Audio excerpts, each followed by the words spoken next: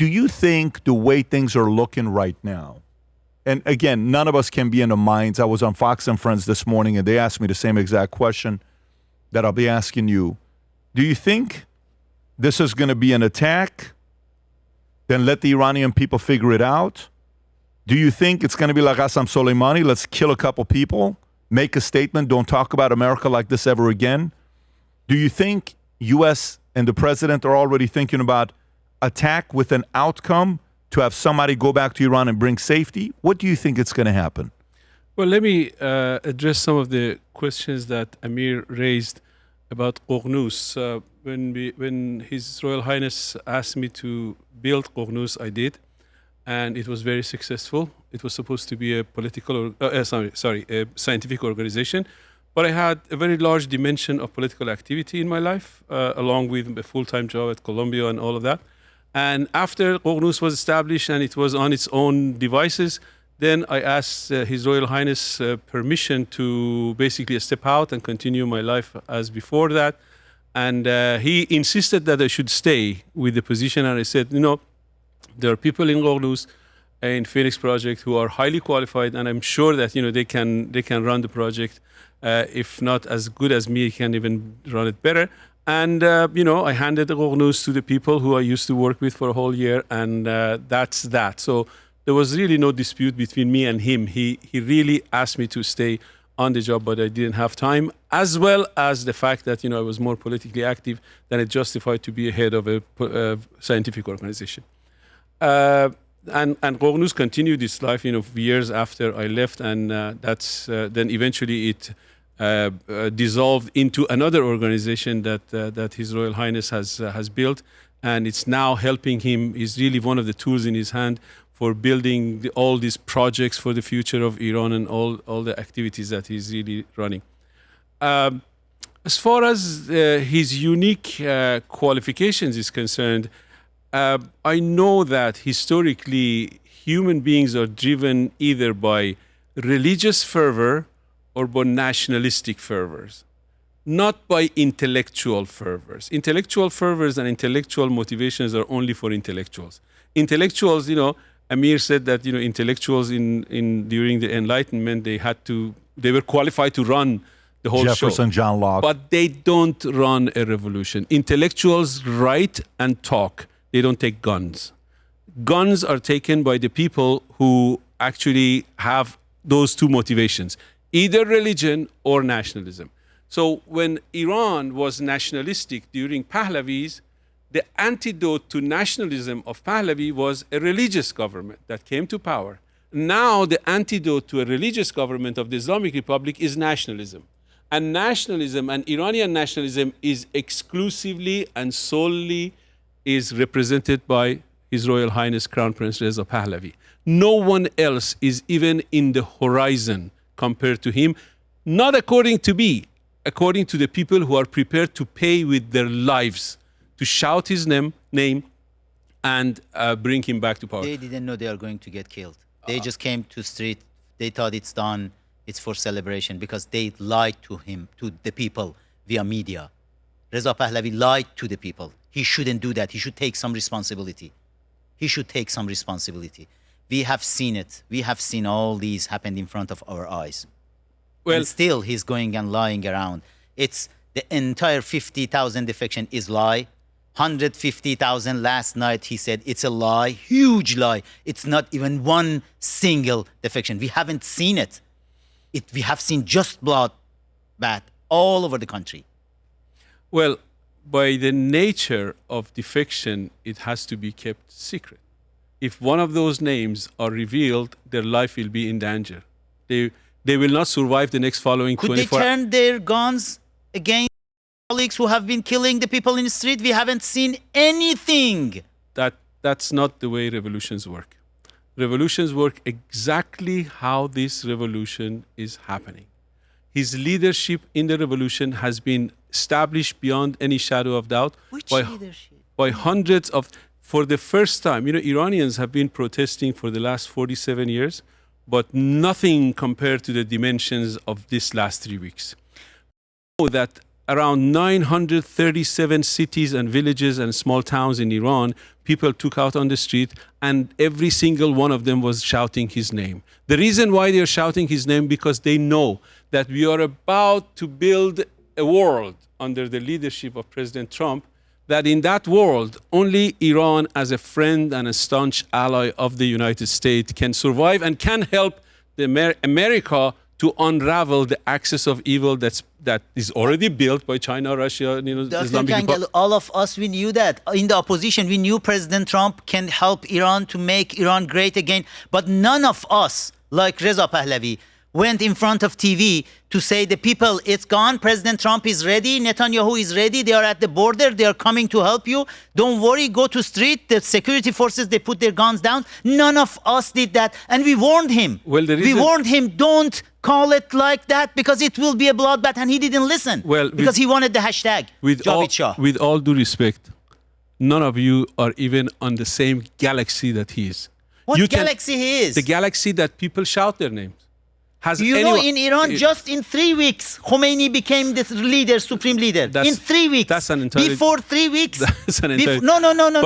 But the question is that right now in Iran, hundreds of thousands of people, millions of people are shouting his name, knowing that they will pay Kangel, the price with their 47 years lives. ago, Khomeini came to Iran when Reza Pahlavi's mom have done a coup d'etat against her husband, King Mohammad Reza Shah, and then the queen pushed the king out. But it's okay. Those are outlandish accusations against a woman who Iranians refer to as the mother of nations. Page 171 of this book, the Mitrokhin archive, the top secret documents of KGB. I will not. At the bottom of 171, you can, if you like to look at it. But let me tell you. Amir, I want him to finish his thought, then I'm going to come to you. The specific thought that you were saying, that you were about to make a point. You can't compare the two, but prior to that, you said the Iranian people are the ones that stood up in the streets. Can you finish that thought? The Iranians, for the first time in the last 47 years, a lot of people have claimed to be the leader of this revolution against the Islamic Republic. Karoubi, Khamenei, Mir Hossein Mousavi, Khatami, and so on and so forth. Right? None of them have been able to achieve what the Crown Prince has achieved in the last 3 weeks. We had demonstrations over the entire nation of 90 million. The reason why you don't know that yet is because of the digital blackout that they imposed on that country, and terabytes and terabytes and terabytes of information and films and pictures are stored and present in Iranian cell phones, that as soon as the internet opens, everybody in the world will believe in what I say, that this was a revolution. This was not a protest. This was nothing compared to the Green Movement or any of the other, the protests of 98 and 96 and so, and woman, life, freedom, and all of that. This was a revolution in the making, and the reason why it happened in the form of a revolution and not a protest was because one of the greatest achievements of the last 3 weeks was that this establishment of the leadership of the Crown Prince as the leader of the national revolution beyond any shadow of the doubt. I don't think any self-proclaimed leaders can even have any hopes of disputing his leadership. I think the sooner they stop, the better off they will be. And the sooner they stop, the more successful we will be as a nation to coalesce. I see that part. I'm not with that, because I also think I want to hear Amir's side. I want to hear everybody's side. This whole thing about eliminating opposing arguments. Not eliminating. Not eliminating. Instead doing what? Coalescing, I said. Well, coming together. But I'm sorry, respectfully, whose job is that to do? The other leaders who see the... No, I disagree. It's his job to do that. I think it's on him to do that, because if you think about proactive... Okay, you're complimentary of the president. Who is being proactive about the Board of the Peace? Has he been able to coalesce all the opposition in this country? Who? President Trump. It's not about has he been able to. So has he been proactive? There's a big difference, Doc, between me saying there's a girl at the bar, man, she is so pretty. I'm going to wait for her to come and talk to me. No, she doesn't need to come to you. You got to go court. Okay. So he hasn't pursued. Maybe he has. He has. I haven't seen the meetings. He didn't. I haven't seen the meetings. Okay. Who So- has he pursued? Who Right. has he brought together? Because I think Nobody. that's on him. In Georgetown meeting, he was sitting next to 5 other I so-called. brought all those people via my Twitter account together, by the way. So What year was that? When was that? nevertheless, After Mahsa Amini was killed. so it was 5 years ago. Were you still good with him at he's- that time? No, I asked at the 40th day when Mahsa was killed, everybody were confused in opposition. I mentioned in my Twitter and I said, opposition figures, I mentioned the name, all the names you have seen there at the Georgetown. I mentioned their names and said, let us come together and create the revolutionary council because we cannot leave the people alone in the street. They all came together and Reza Pahlavi decided to put my name out. They stole the idea and went with it, and then they destroyed the idea. It's the thing he is doing for years, just stealing from the people the ideas. Right now he's stealing the Constitutional Assembly from me. And I created that word, Constitutional Assembly. Everywhere in his interview, Reza Pahlavi is going and saying, I want to create Constitutional Assembly. I'm interested to know, Mr. Pahlavi, please tell me what does it mean, Constitutional Assembly? How many times we had it before? And can I say something about the look, in 47 years ago, when coup d'etat happened, in 3 weeks, the media, BBC specifically, BBC bombarded the people with Khomeini Rahbar. Khomeini is the leader. And Khomeini Rahbar became the slogan. 3 weeks. Media just needed 3 weeks to make Khomeini a Rahbar, a leader.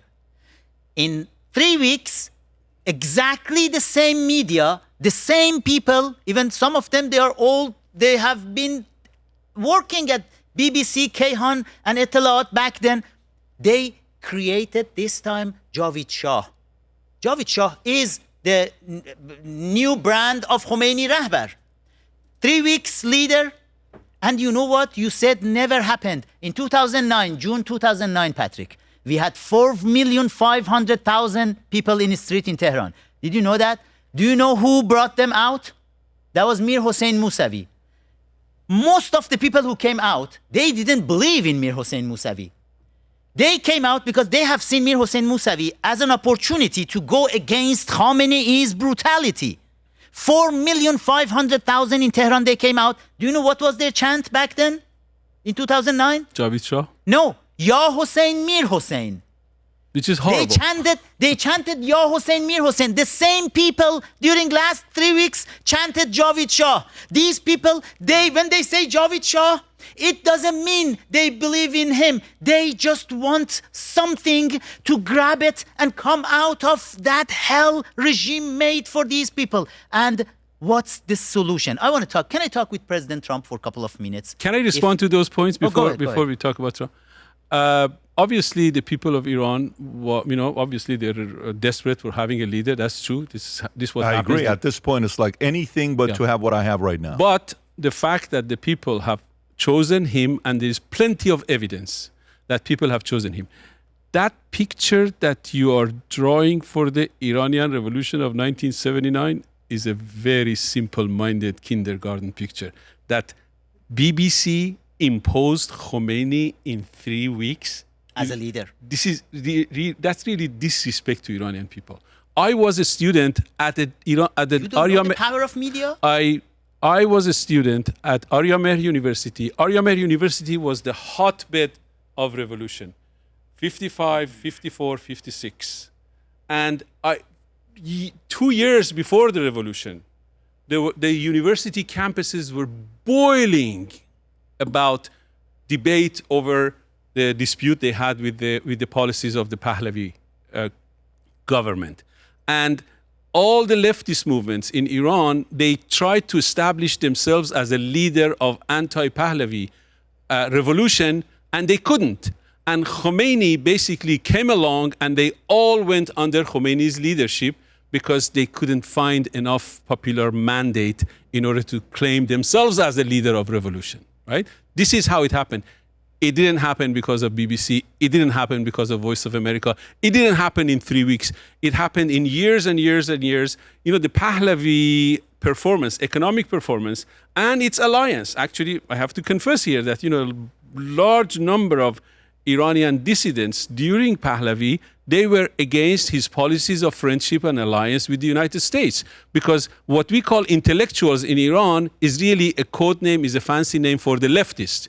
90% of the leftists in Iran were intellectuals, and intellectual was synonymous with leftists. So when you are Pahlavi, in Pahlavi, the people who really betrayed Pahlavi were the Iranian intellectuals who happened to be 90% leftists.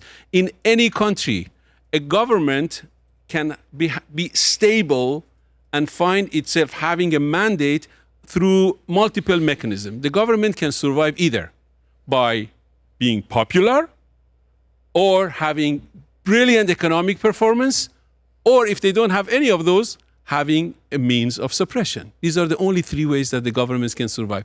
The government of America is popular. The government of China has brilliant economic performance. The government of Islamic Republic is using the means of suppression. So those are the three means of suppression. And in Iran, during the Shah, he was not good at imposing suppression on people. When people rose up against him, he said, I don't want my ruling to be established on the blood of my nation. So he left.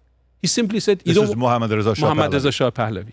But during the 50 years of his ruling and his father's ruling, Iran experienced the biggest. Iran went from today's Afghanistan to the fifth military in the world, to the China's economy of today, and to basically the superpower, a local superpower and regional superpower in the Middle East.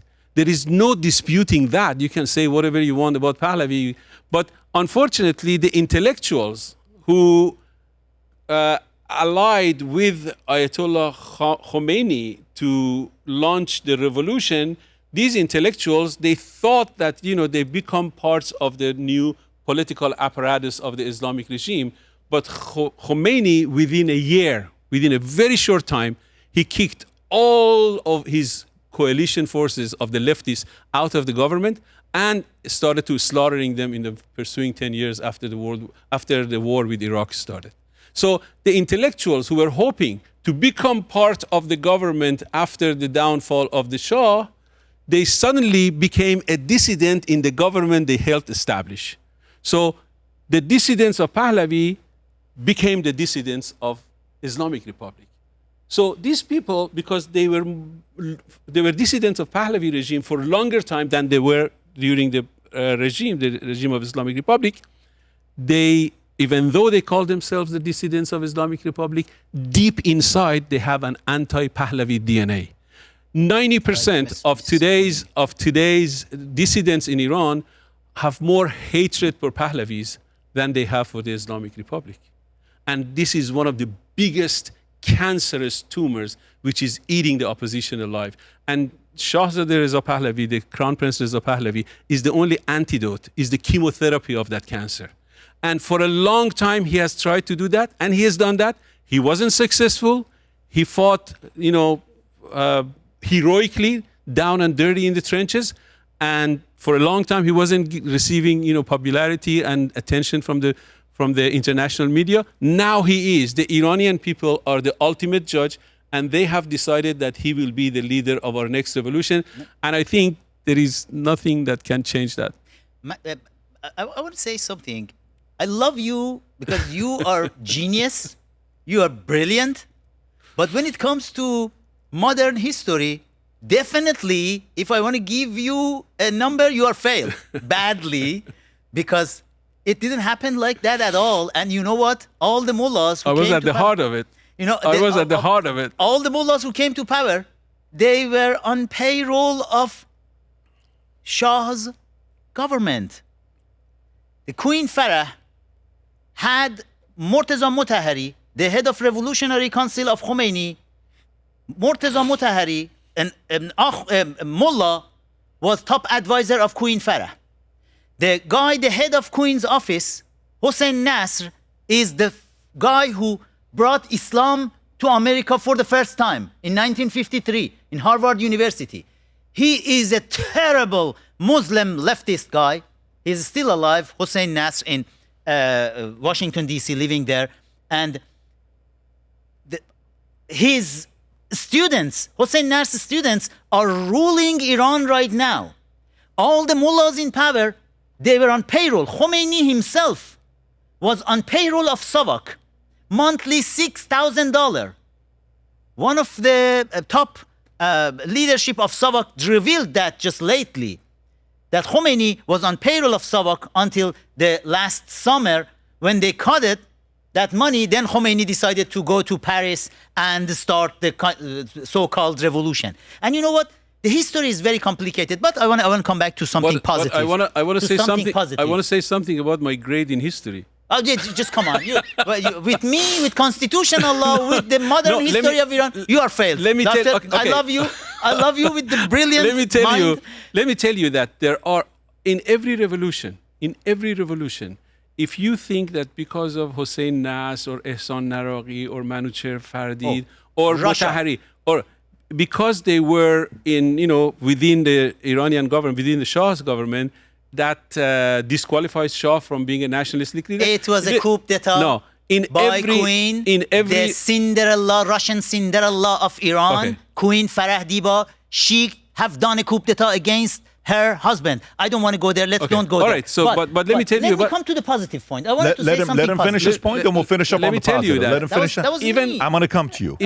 Even the Islamic government, the biggest opponents of Islamic Republic, that brought it to the brink of collapse, were some of the founding members and friends of the Ayatollah Khomeini, like Montazeri, Karoubi, and Mir Hossein Mousavi. Just because these all working for Queen's office before the in the Russian Revolution, one of the people who brought Russian Revolution to the verge of collapse was Leon Trotsky, one of the founding and the best theoretician of the Communist Party, right? So the fact that these people have been supporters of the regime and even a member of the elite and the founding members of the society, it doesn't mean that they have completely lost their qualification for putting themselves out there as a leader of opposition.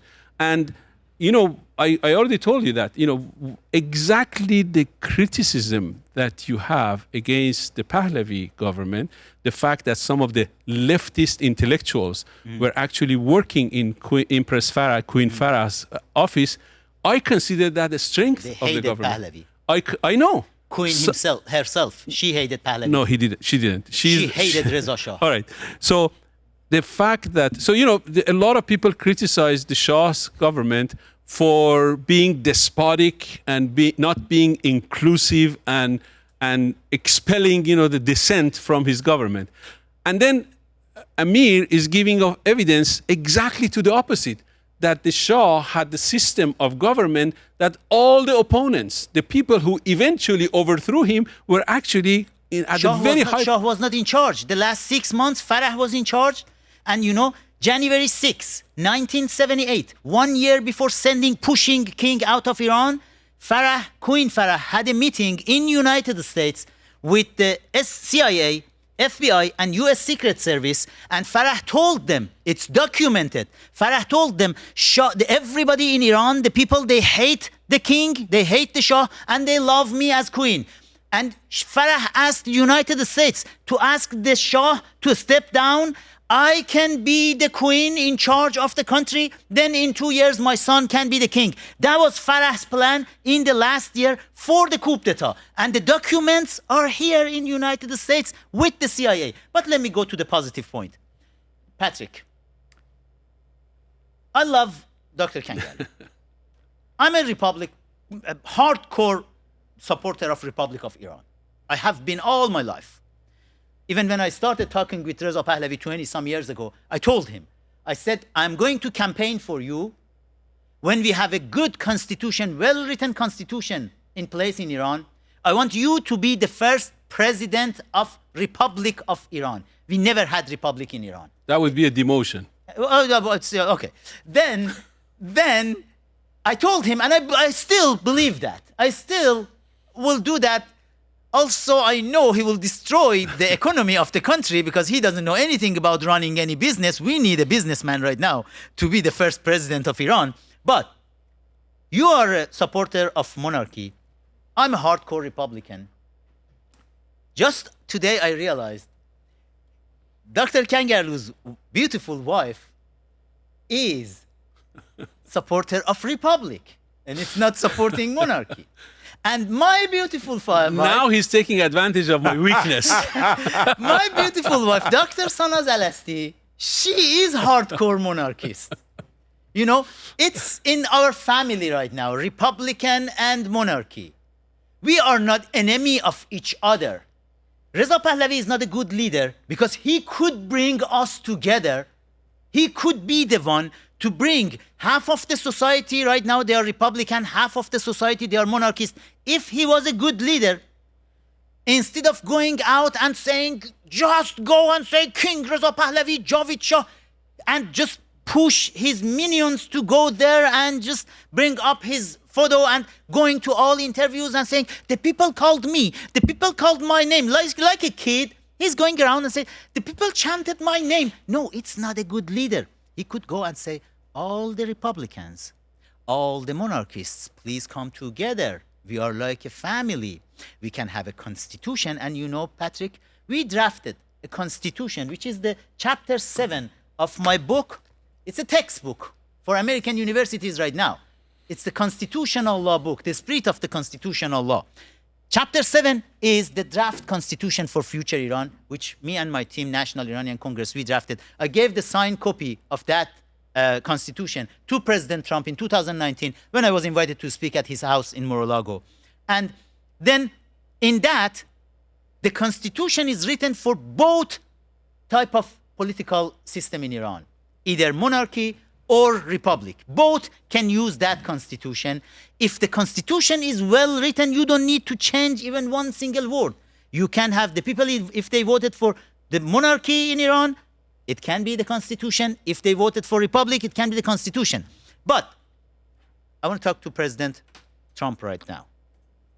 President Trump, everybody are asking who should be the next. We want exactly to follow the footprint of American founding fathers. My suggestion is United States should help Iranians to create constitutional assembly to bring together all opposition factions, invite them, and U.S. government can do that easily, to invite them together, let them talk like we are disagreeing with each other, but we are talking to each other, we like each other, we are not enemy of each other. We should come to that constitutional assembly. Reza Pahlavi can be a member of that constitutional assembly and can be a member of leadership of that constitutional assembly too. But he cannot be the king, the dictator, the absolute power. And you know what? It happened before in American history. Patrick, something is missing huge at the State Department right now, which Marco Rubio can fix that. The post-war Japan, when Japan was defeated with nuclear bomb, we had an army general called General Douglas MacArthur leading that war. General Douglas MacArthur, after the war, asked Japanese to go and draft constitution for yourself. They drafted the constitution, brought it to him after months of working on that constitution. He looked at it and said, where is the woman's right to vote? They said, oh, you know, the women's are not the same as men's. And he said, just BS. He threw that constitution to trash can and told Japanese, you don't know how to draft the constitution. Then he gave ultimatum, 1 week ultimatum, to his staff members, General Douglas MacArthur. Ask them to draft constitution for Japan. In 1 week, they drafted the constitution. That is now the longest standing constitution without any amendment. The constitution of Japan, with Japanese people, they are calling it MacArthur's constitution. Japan came up from a destroyed nation to one of the G7 members, one of the greatest allies of United States. But the failing experience happened in Iraq and Afghanistan. What happened?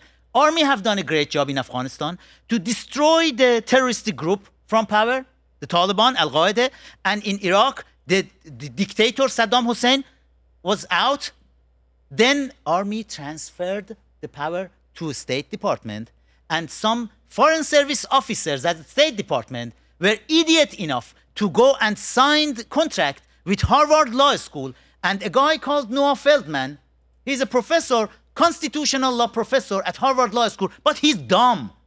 He decided, he led the team to draft constitution for Iraq, and he went to use help of Iranian regime. They did the same for Afghanistan too. And do you know what came out of it? They called Islam as official religion in the constitution of Afghanistan and Iraq after war.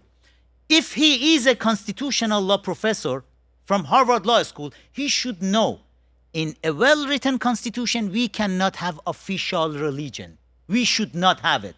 He failed that. And because of that, the nation of Iraq and Afghanistan failed. Right now, State Department should create an office.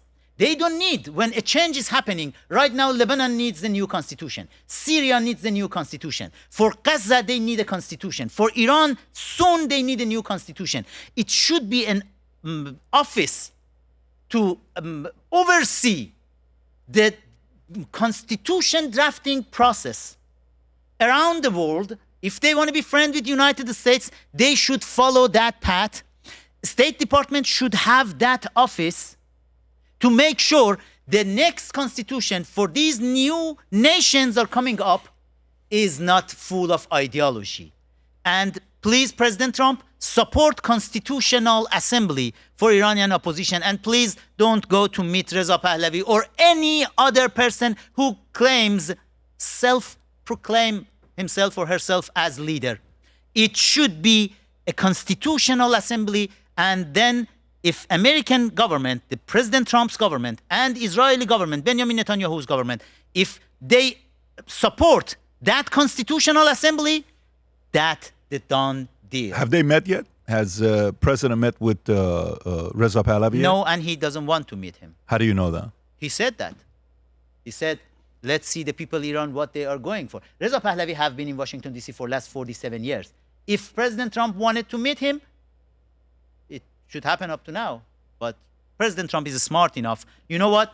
For the last 250 years of history of this country, United States never created a kingdom and never supported the absolute king. Never did that. United States is all about constitutional republic, even for Japan. When we set out to create a shoe that blends comfort, function, and luxury, we had the choice to make it fast. We had the choice to make it cheap. We chose neither. Instead, we chose Tuscany, Italy. We chose true Italian craftsmanship, each pair touched by 50 skilled hands. We chose patience, spending 2 years perfecting every detail, and we chose the finest quality at every step. Introducing the Future Looks Bright collection. Not rushed, not disposable, not ordinary. Rather, intentional, luxurious, timeless.